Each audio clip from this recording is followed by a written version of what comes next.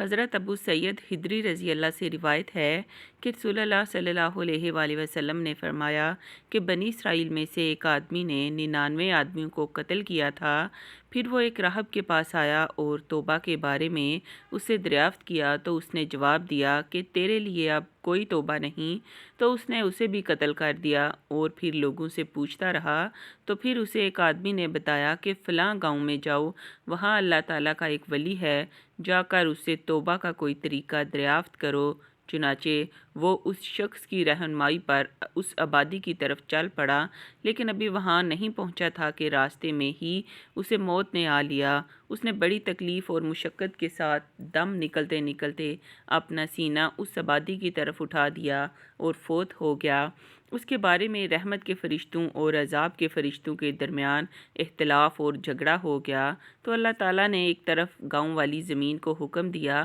کہ تو قریب ہو جا، یعنی سکڑ جا، اور دوسری طرف والی زمین جہاں سے وہ چل کر آیا تھا کو حکم فرمایا کہ تو دور ہو جا، یعنی پھیل جا، اور فرشتوں کو حکم فرمایا کہ ان دونوں کے درمیان مسافت ناپ لو۔ چنانچہ ملائکہ نے گاؤں کی طرف والی زمین کو ایک بالشت قریب پایا تو اسی کے سبب اسے بخش دیا گیا۔